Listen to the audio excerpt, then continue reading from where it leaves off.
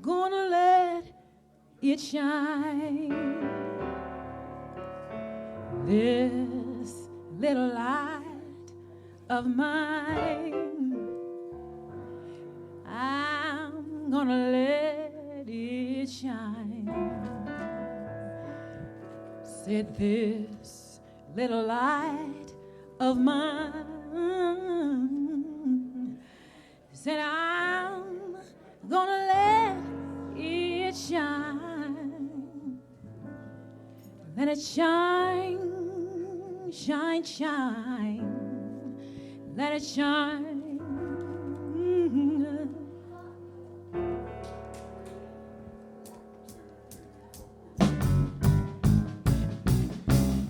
This little light of mine, I'm gonna let it shine. oh, this little light of mine, yeah. I'm gonna let it shine. Yeah, oh, this little light of mine, I'm gonna let it shine. let it shine, shine, shine, let it shine.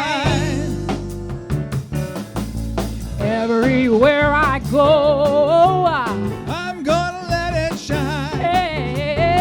everywhere I go, I'm gonna let it shine. everywhere I go, I'm gonna let it shine. Let it shine. shine, Let let it it shine. shine. Woo! Say, out there in the dark, I'm gonna let it shine. out there in the dark, yeah. I'm gonna let it shine. Out there in the dark, yeah.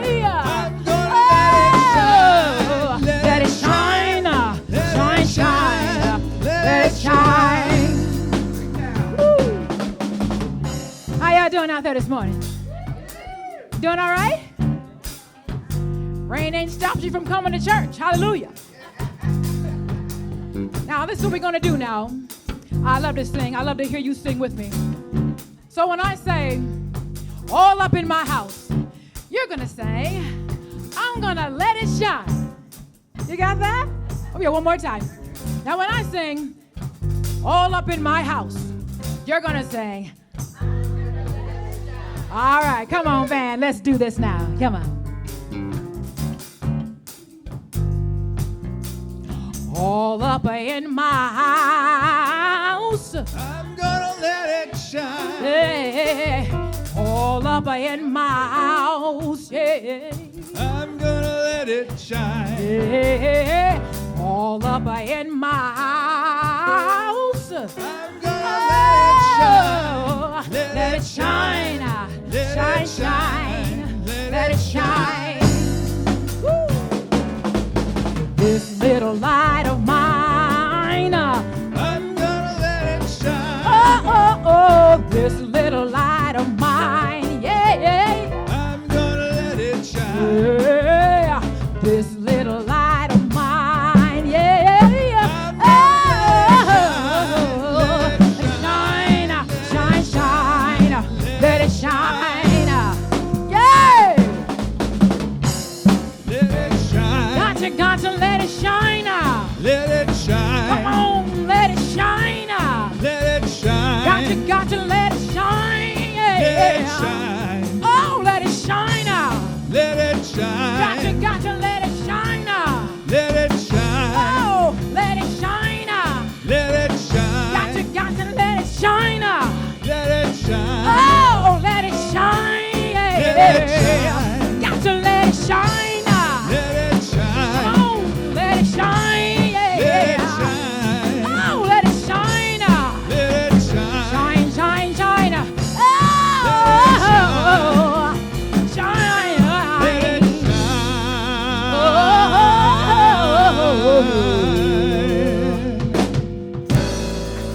Let it shine, shine, shine.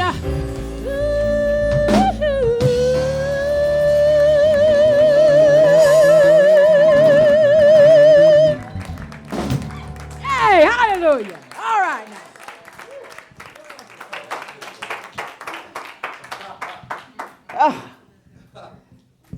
Terry. That was fabulous. I'd love to hear you sing. Woo. Good morning, everybody. If that didn't stir you up, I don't know what will. All right, Reverend Mike is in Arrowhead at his annual retreat that he does. And if you miss him a lot, go with him next time. He got me last year on that one. So, I'm Nancy Woods. I think I know everybody here, so welcome. And I'm always happy to have an opportunity to share this stage and invite Reverend Elizabeth to help me facilitate the service. And thank you all for coming.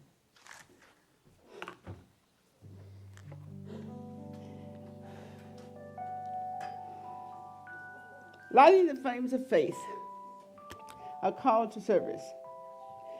We perform this ceremony to promote the universal consciousness of life, which acknowledges that all people, all faiths, all sentient beings come from one great universal presence, which we call spirit. Fundamental to this truth is the unifying nature of all religious thought and experience, which we honor here today. And as Reverend Elizabeth lights the first candle, is for the Tao, honoring the universal path of harmony and equilibrium, the natural way.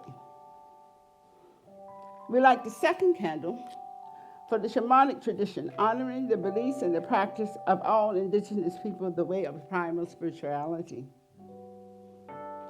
We light the third candle for Hinduism, honoring the path of knowledge, action, and devotion. We light the fourth candle for Judaism, honoring the ethical path of living by sacred law. We light the fifth candle for all forms of Buddhism, honoring the Four Noble Truths and the path of compassion.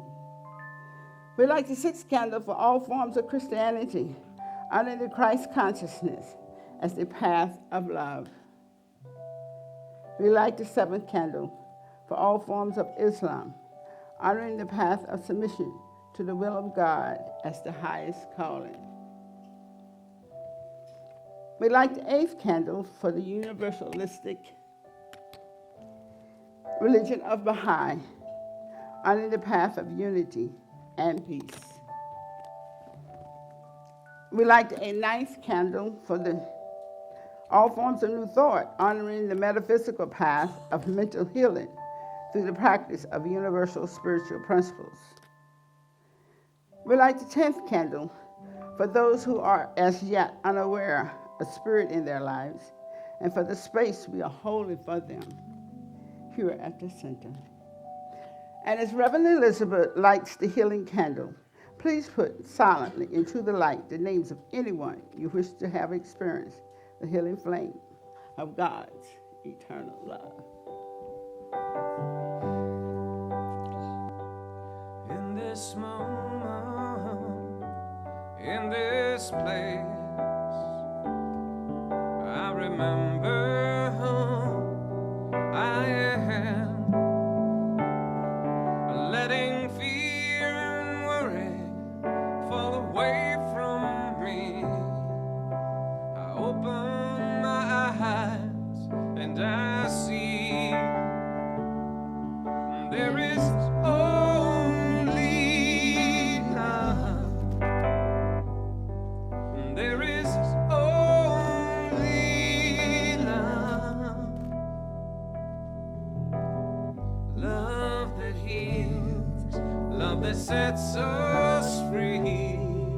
There is only love.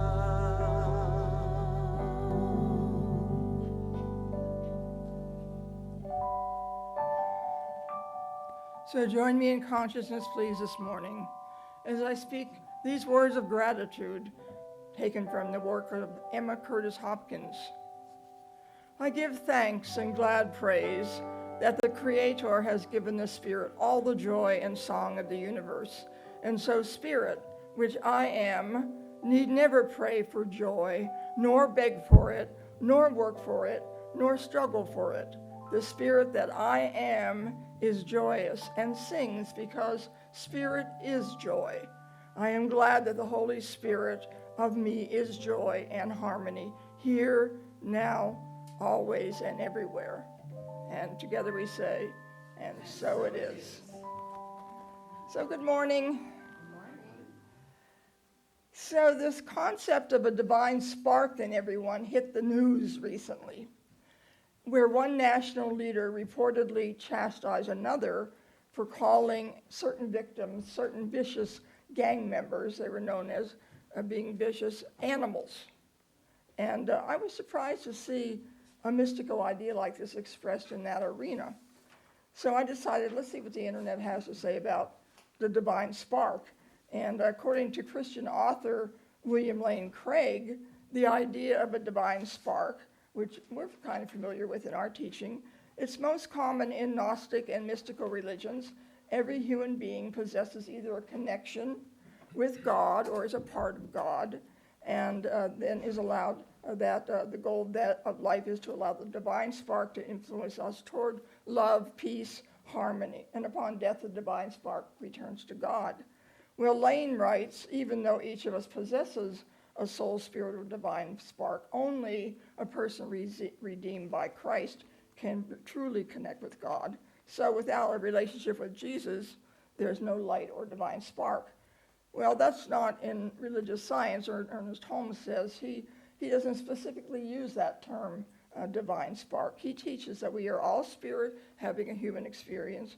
We don't have to be redeemed by Christ. The spark is already there. We are expressions of God in action, and we have within us a power that can overcome every obstacle in our life and set us on a safe, satisfied, and peaceful path into a new light, a new life. So if everyone has the divine spark within and God is all good, how do we reconcile this belief with the viciousness or the evil or the atrocities or the suffering that are out there in what we see in our world? Well, Holmes says that man is made out of and from life and must partake of the divine nature from which he springs. We are what we are. We use this nature for better or for worse. We have volition, we have choice. So surely if God or universal intelligence is imbued with goodness, he says, then it could not ordain that man ultimately be other than a perfect expression of life. But then God couldn't make an automatic individuality, and this explains why man suffers and behaves in discordant ways.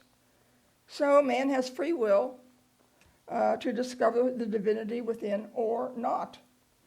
Potential man is just as perfect as the inherent God within, and the only way that God can evolve a spontaneous individual is to just let him alone and allow him to awaken to himself. So man must be created with the possibility of limitless freedom and left alone to discover himself. Well, we must know that the universe is for us and not against us, he continues. But then you might say, well, the universe is not for us. Look at all this evil, the limitations, the suffering, the lack, the physical pain, the anguish, the human race. We shall have to learn, he says, that evil is neither a person, a place, or a thing of itself. It is an experience which we are allowed to have because of our divine individuality. Until enough negative experiences, through those we learn the law of, we learn to use the law in an affirmative way. We are free.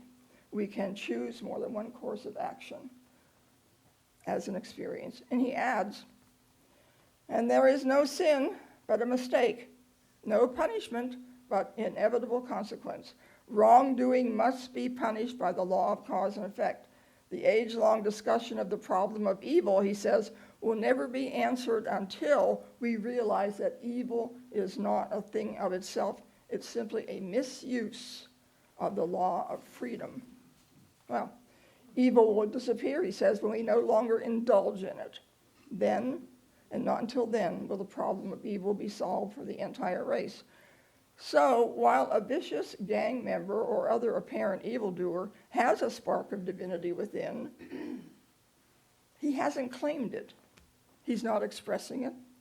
And his behavior is in discord with the perfect goodness of the divine. So then if we judge the person as an animal, which sometimes seems a blatant insult to all animals,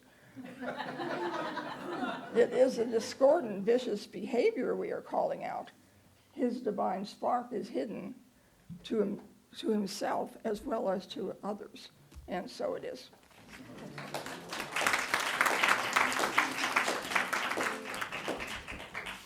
Hi, everybody. Please welcome David, Kent, Terry, and Jerry.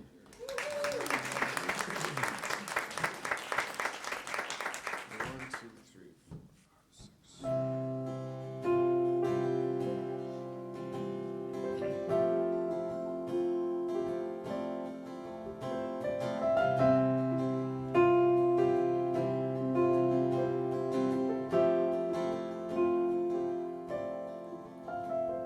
Come out of the sadness from wherever you've been. I come broken-hearted, let the rescue begin. I come find your mercy, oh sinner, come kneel. The earth has no sorrow that heaven can't heal. So lay down your burdens, lay down your shame. All who are broken, lift up your face. A wanderer, come home. You're not too far. So lay down your hurt, lay down your heart, and come as you are. Come as you are. There's hope for the hopeless and all who stray. Come sit at the table and come taste the grace. There's rest in the weary and all who endure. The earth has no sorrow that heaven can't cure. So lay down your burdens, lay down your shame.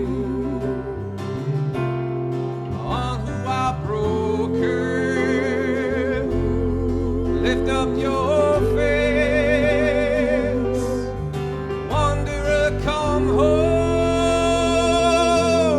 You're not too far. So lay down your hurt, lay down your heart, and come as you are. And come as you are. And fall in his arms.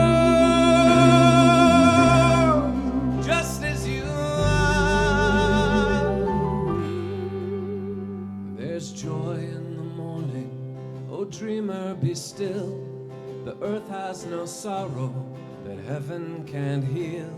The earth has no sorrow that heaven can't heal. So lay down your burden, lay down your shame, and all who are broken, lift up your face. Come home, you're not too far.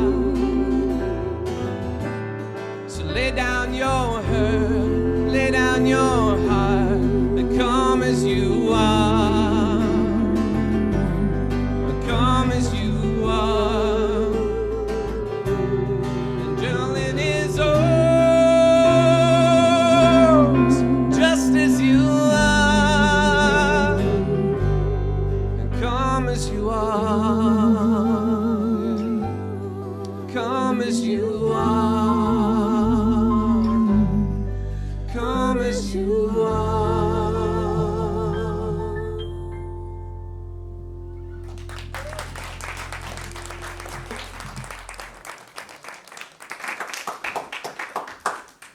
Well, thank you. That was just beautiful. Announcements. Well, today we have the bereavement support group at 1 o'clock. And coming soon, we have a 4T prosperity class with Reverend Mike. Be 12 Tuesdays, June 18th to September 3rd, 7 to 9 p.m. And there is a sign up in Sparks Hall to ensure your place, and then in materials for the class. And beginning in June, the Law of Attraction Study Group will meet on the fourth Sunday of the month instead of the third. And then in your program, there is all of the other programs that we have here. You'll see it in your program, your monthly programs and activities. It's inside. So I wonder, is anybody here a first timer? Anyway, if there are, we welcome you. If you'll stand, we have our Declaration of Principles. It's in your program, and I don't know if it's up there. We believe in one universal spirit manifesting through all, natural and incarnated in us. We believe the universal spirit is personal to and reveals itself through everyone who recognizes its presence. We believe our faith operates upon a law of mind, which automatically manifests in our experience according to that faith. We believe in the unity of all life and the immortality of the individual soul forever expanding. We believe in the eternal goodness, the eternal loving kindness, and the givingness of life to all.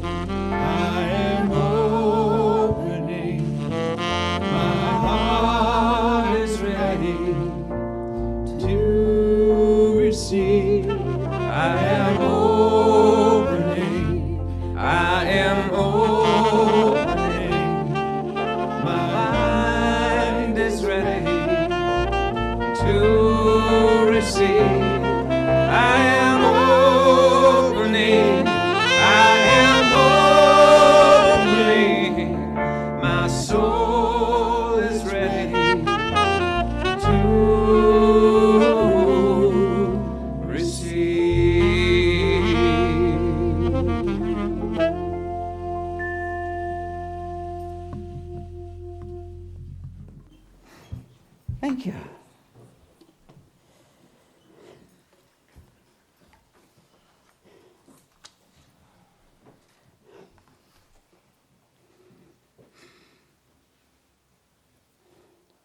The talk title is First, Choose Peace. That's the first thing you do, choose peace. It is a choice. And the quotes and recommendations came from Reverend Barbara Ledger, who's from the Ukraine? That's a long ways away.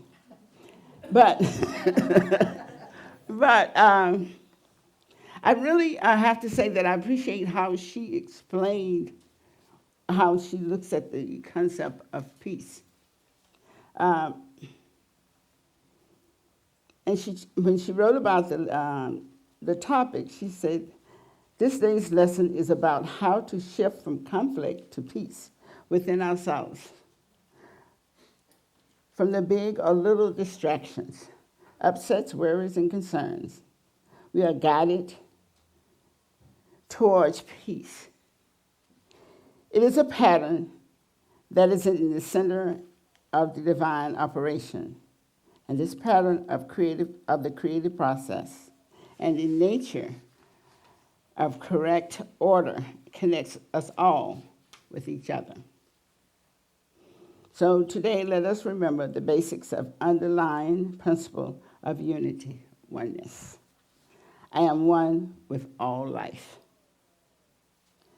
So, Science of Mind says there is only one life, one presence, one power in the universe. And there's no past or future, and evil is nothing of itself.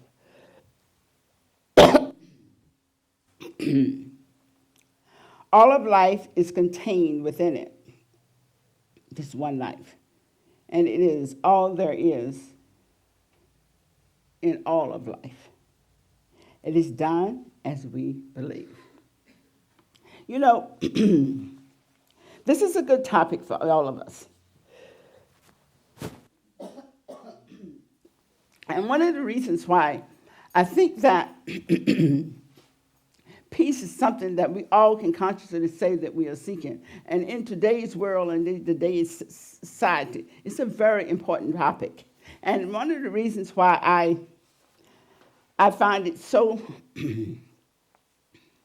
prevalent, so important now is that peace is what we want people to grasp hold to. Peace is what we would like for others to see right now. And if peace was in our society, it would be a better place to live. That's what we all say.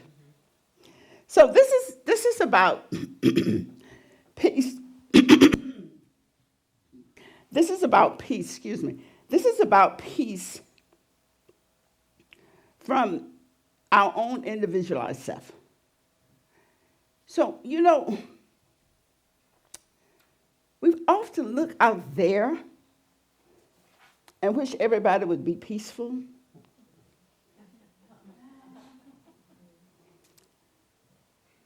But every historical spiritual writer says it starts with ourselves. It starts here. Emerson said, nothing can bring us peace but ourselves. Nothing can bring us peace but the triumph of principles. And that's one of the things that we studying this philosophy to learn the different principles of spirituality, and not from any particular one religion, but Holmes gathered it from lots and lots of spiritual teachers. One of his teachers was Emma Curtis Hopkins, and she said, don't be deceived by your imaginations. Live by principle instead. As we reason by principle, we soon learn to know that the meaning of all things, we know exactly what to do. Now, even the traditional Christian teacher, Jesus, says that don't be deceived by appearances. And so what she's saying is that these things that we see in front of us, thank you, Nancy.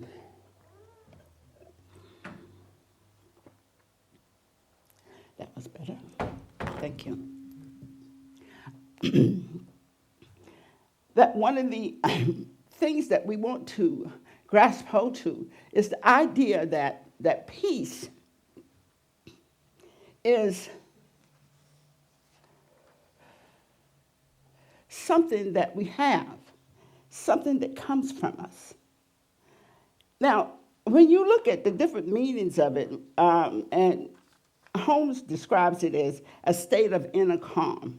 An inner calm so complete, nothing can disturb it. The peace which comes only from the knowledge that it is all. And now what they're trying to say is that it's in the recognition and understanding that there is nothing but the infinite intelligence of the universe in existence. When we truly grasp that, we have peace. We can have a greater sense of peace. Now, all of us are in the process. We grasp it some. So we have some peace. So as we grasp it more, we can have more peace. Thomas Trout, who is one of the founding teachers also, and if you ever read Trout, it's kind of hard to read him sometimes because the way he writes. But if you ever read Trout, you can see her, Holmes, I call it pleasurizing a lot of the good ideas. Now, he, in his creative process, he talks about the characteristics of this divine itself, of spirit. And one of those characteristics is peace. But it's the different characteristics that we attribute to the spiritual presence of life. And he says, then because spirit is life, love, light, and power, it is also peace. Again, from a very simple reason, that being the spirit of the whole, it cannot set out part in the antagonistic against another, any part antagonistic against another. For that would be to destroy the wholeness of life. So it is saying that if in order for spirit, the wholeness of spirit, and it's often said, if God is for you, who can be against you? And it's really a truth. And that includes yourself. If you are for you, how can you be against yourself? How can you judge yourself? If you are for you, how can you judge anything out there? Because all of it is the oneness of life. And you know, this seems such a Reverend Mike calls it woo-woo concept.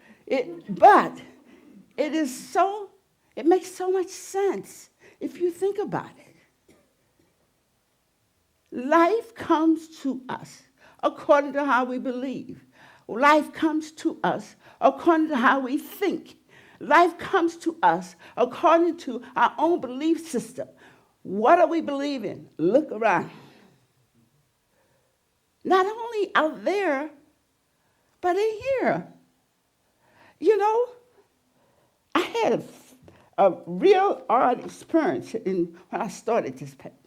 I read the thing that the lady wrote, and I said, what in the world is she talking about? And I said, well, I'll just write this thing for myself. I don't understand what she's saying. So I started working with it. And I started working with the idea of what peace was. And I kept writing. Then I said, I wrote something, I said, oh, that's what she said. And I did something else, and I said, oh, that's what she said. So I said, let me go back and read this paper again. I went back and I read that paper again, and it was perfect. Because you know what when I first started reading it, I was dealing with, I have to go get these voting supplies because I'm running this poll, and I don't know why I signed up for it again. I don't want to keep doing this. And this was where my mind was. My mind was out there. And I didn't understand it. I could not see the peace. But once I got into alignment with the consciousness of peace, all of a sudden I understood her. Life is amazing. Our consciousness, we get caught up in the outside appearances. So when we look for peace for ourselves, and we look at all these definitions and the way people are describing them, we all know that there is some work for us to do in order for us to embrace this freedom of or experience peace. And there are a lot of things for us to consider.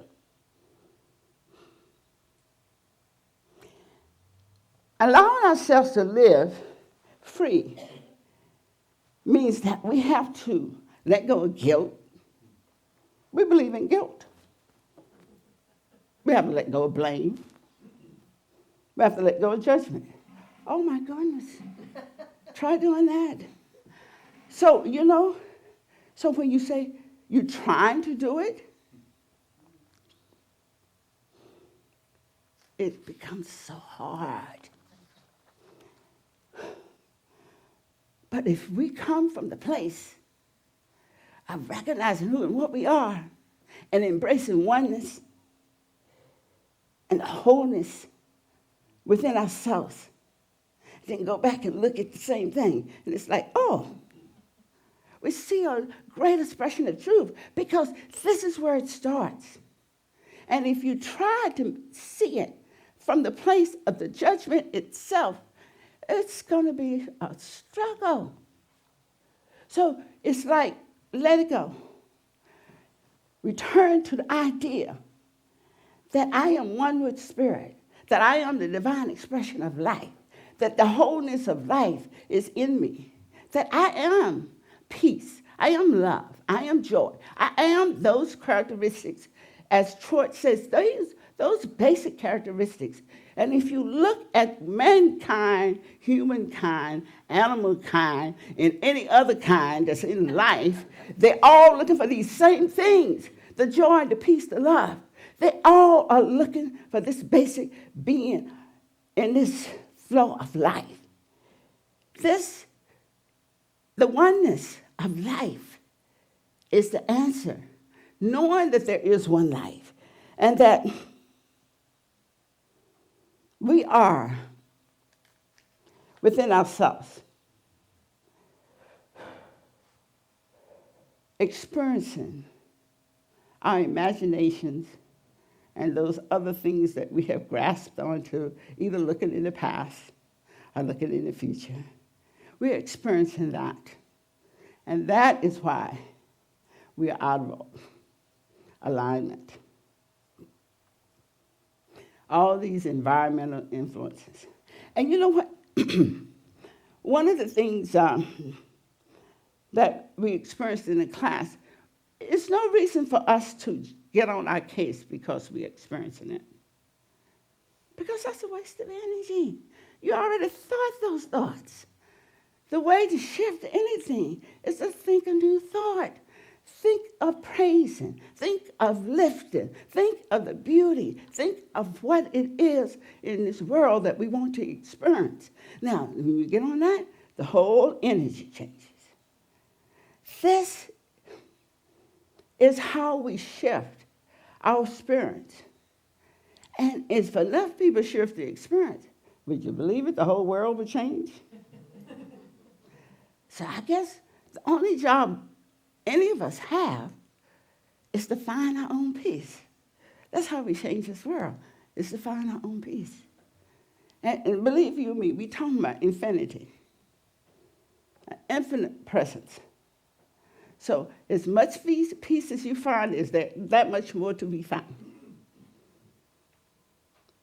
So this is we are full-time jobs within ourselves.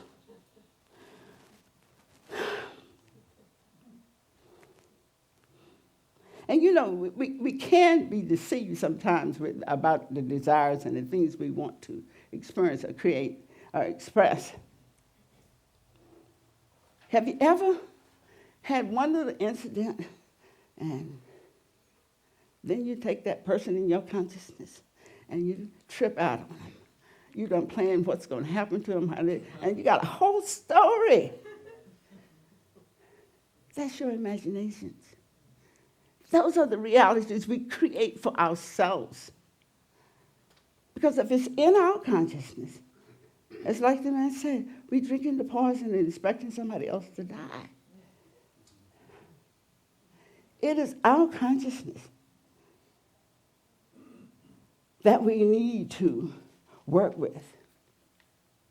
One of the things that she emphasized was, this lady was doing the writing, is emphasizing the things we do to in this teaching. We meditate, we treat, we work with our consciousness. And you know, that helps. That helps a lot. Being aware that there is only now is such an important component. Eckhart Tolle actually built a whole career of explanation, trying to convince us to live in the now. Because in this now is where because the problems start when you go back there or up there. Now is where the perfection of life is. And if we can stay here, what is your current heart's desire? What would you like to experience? What is the joyful thing that you can think of? What is it that it would make your heart soar? Think about that. Those are the things that, just think about the energy, the shift that it was, that does. And I got up in the morning, I was reading, I don't know, I think it was Friday. And it rained the night before. So I was reading, and I read the material, and then, you know, after you catch on to what something says, you feel kind of good about it. So I felt kind of good that I was getting this a little bit better. And so I did my meditation, I did my treatment, and I felt like, oh, yeah, this is working totally. And so I just realized that, thought about the love of the universe. So I go out, and I'm going to physical therapy, and I was looking around. Oh, every flower it was out there was blooming. The trees were so green. Everything was just flowers everywhere, and green trees everywhere. Everything was just glowing. And it was like, oh, wow. That rain and sunshine is doing wonders and job. And then I said, wow, why everything look good? Oops. All of a sudden, the trees didn't glow as much as they did. I was experiencing that presence for a little while until I started questioning it. But we can do that. We get in that flow. I mean, all of us have done it. And then we start questioning it, and all of a sudden, it's not quite there. That's our consciousness. You know, and we don't knock it. Just praise it because it is powerful and it will do whatever you tell it. You convince yourself. Now, one of the things that I wanted to say about this, isn't that beautiful? One of the things I wanted to say about this, that when we are working with the idea of improving it, and one of the best ways I know is to do a class, read a book, have those literature that really made you feel good. Have them around and read them. Go to a class and get lifted up. I mean, I leave that Emma Curtis Hopkins class, we all be floating out of there. It is so powerful with the way she convinced you of the beauty of the universe. So, the main thing is, if you're having a judgment, if you're being critical, just say, oops, where's my good? That's it. Don't worry about it. Spirit isn't judging you. The only person judging you is yourself. And if you feel like somebody out there is judging you, it started here first. That's the only reason you're experiencing it out there. And if you want to stop it, stop judging yourself. It's here. The power is so... I don't have a word for it, but you kind of know what I'm talking about. It's just infinite. And if we want that, we will nurture it. We will continue to study it. We will continue. I have been doing this teaching a long time. And I'm telling you, it gets better and better and better the more you study. But there's no end. There's just the journey. That's why we don't worry about what we did, what's wrong. Don't worry about that. Stay on the journey. Keep seeking. It gets better and better and better. That divine presence is what we are studying and looking at. So, it's each one of us. Let go of the guilt. Let go of the blame. Let go of the judgment. Look at the heart. What is the desire? It's individual, you know. That's the infiniteness of spirit. Every one of us has an individual concept of this. So, one's may be mine. I might like to do a tree, and somebody else like it do a flower, and somebody else like it because they can write this poem. Oh, it's so many ways. Somebody just like to drive a nice car. It's just so many ways. Don't worry about what you didn't do. Start thinking about what you want. As Emma Curtis Hopkins says, the good. What is the good you are seeking? Name it. In this moment, there is a good. What is in you that can say, this is my joy, this is my love, this is my sense of greatness, this is my beautiful beauty of life.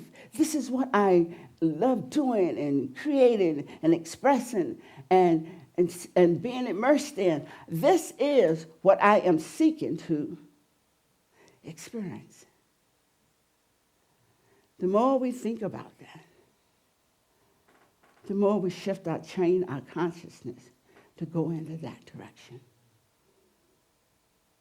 And if your consciousness is going in that direction, the less we're going to attract in the opposite direction.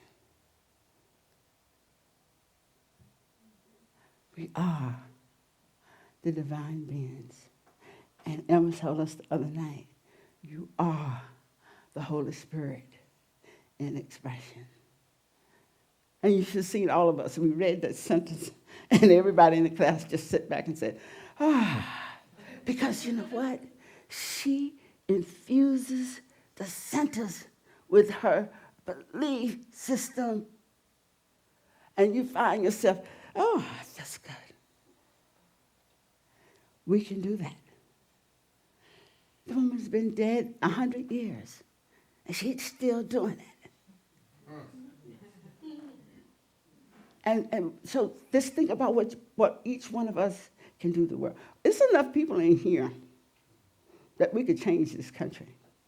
If everybody embraced peace at the greatest level that they could, it's infectious, highly contagious. We can spread it. And I know that each one in here is seeking their good. Thank you for allowing me to say that. And as the musicians come to the stage,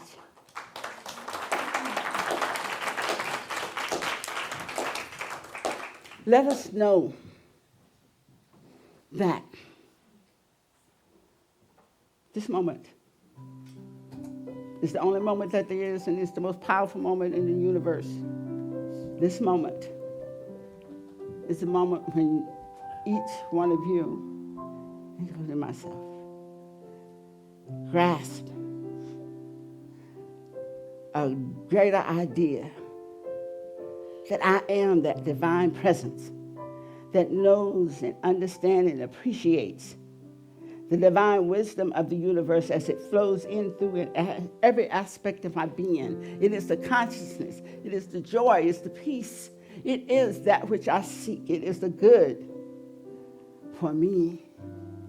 And as I know this and understand this and embrace this, the wonder of it is unfolding in my life and everything around me. For I know the oneness. I know the truth. And I embrace it right here and right now.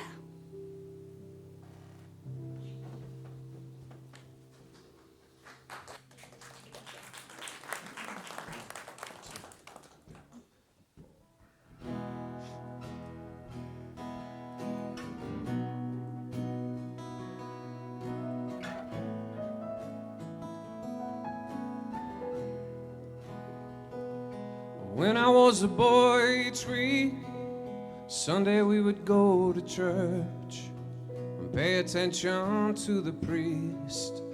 He would read the holy word and consecrate the holy bread. Everyone would kneel and bow. Today the only difference is everything is holy now. Everything is holy now.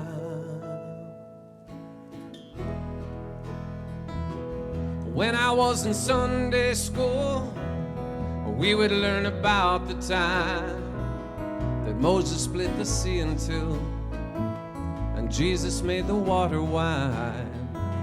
But I remember feeling sad that miracles don't happen still. But now I can't keep track, 'cause everything's a miracle. Yes, everything's a miracle.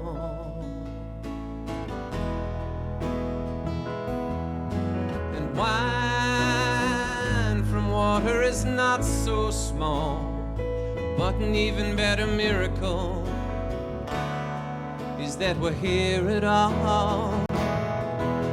And so challenging the thing becomes, not to look for miracles, but finding where there isn't one. Yeah. When holy water was rare at best, I could barely wet my fingertips. But now I have to hold my breath like I'm swimming in a sea of it. It used to be a world half there, heaven's second-rate hand-me-downs. Now I'm walking with the reverend tear, 'cause everything is holy now. Everything is holy now. And to read a questioning child's face, and to say it's not a testament, that would be hard to say. And to see another new morning come, to say it's not a sacrament, I tell you that it can't be done. This morning outside I stood, I saw a little red-winged bird shining like a burning bush and singing like a scripture verse. It made me want to bow my head and remember when the church let out, how things have changed since then. 'Cause everything is holy now. Everything is holy now. Yes, everything is holy now. Everything is holy now.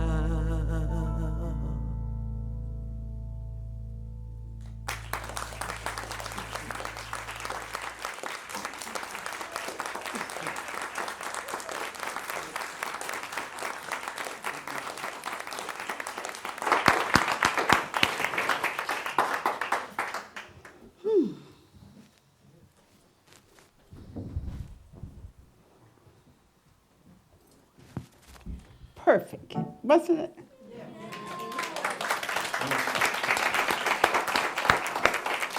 Such beautiful words, too. Wow. So, could the ushers come forward, please?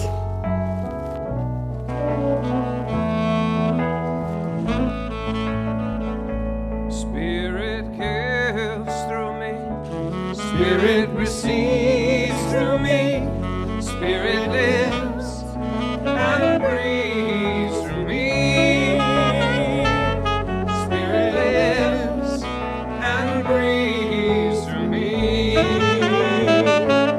Spirit gives through us, Spirit receives through us, Spirit lives and breathes through us. Spirit lives and breathes through us.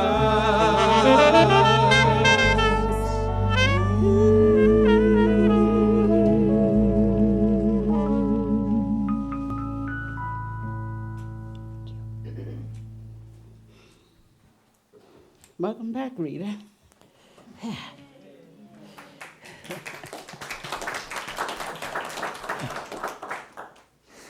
So, these are the gifts of the divine. And as we recognize that the gifts that are in these baskets is another demonstration of the divine presence given to us and given through us.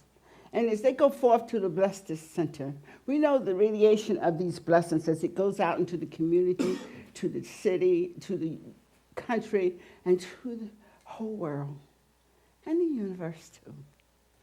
All of it is blessed by our consciousness of being part of the divine flow of being.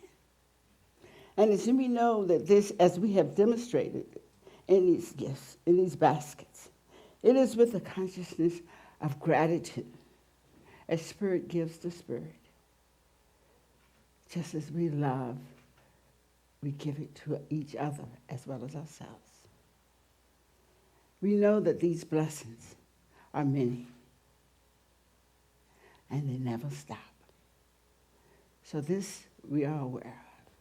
This we accept. And this we embrace together, as we say. And so it is. Thank you. Any kids? Oh, is it come?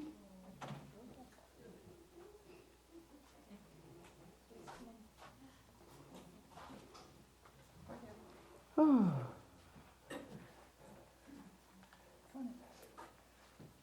Come.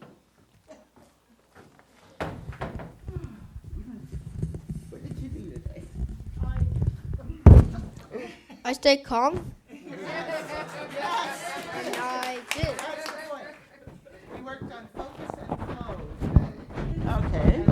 I worked on focus and flow, and I stayed calm, and I colored fast, and God is a national theory. I have a God in the trailer, God in my life, and I will be graduating God in C. I give thanks for Lissa. I release bad things, and I take in good and let it go. Take in good things and let it go. That happens. Thank you. So, you have something to share? Introduce yourself. Come on. Tell us your name. I'm Luzette. Hello, Zach. And Lizette has grown up on me. She's almost as tall as I am. Whew, I'm a little girl. What did you do today? Sing? You drew? What's that? It's something we did so we can stay focused and concentrated. Yes. Thank you.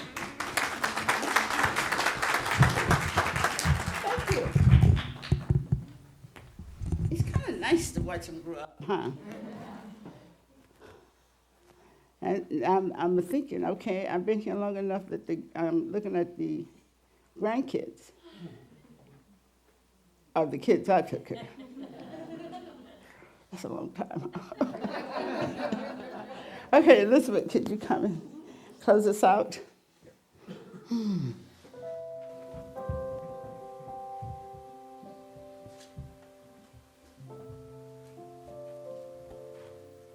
So if the practitioners and ministers will circle the room.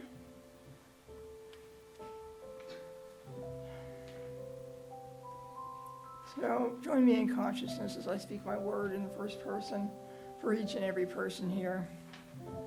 As there is one power, and I am an expression of that power, I declare that I am enough. I am whole, perfect, and complete. I work to overcome any innate ignorance, and by developing wisdom, by becoming aware of my thinking, by knowing God is everywhere present, and by knowing my mind is an expression of divine mind. And when I make mistakes, I am willing to accept the consequences of my actions. Even though I may have prejudices, I am willing to have the light of consciousness enter and assist my development as a whole, enlightened being on this plane of consciousness. I communicate openly with others in an atmosphere of collaboration, inclusion, peace, and harmony. And I affirm that by honoring the spirit within, I honor my life in this physical reality and express God in action by living my best life now. And with gratitude, I release my word into the law, knowing it returns to me multiplied abundantly. And together we say, so it is. Please stand for the peace song.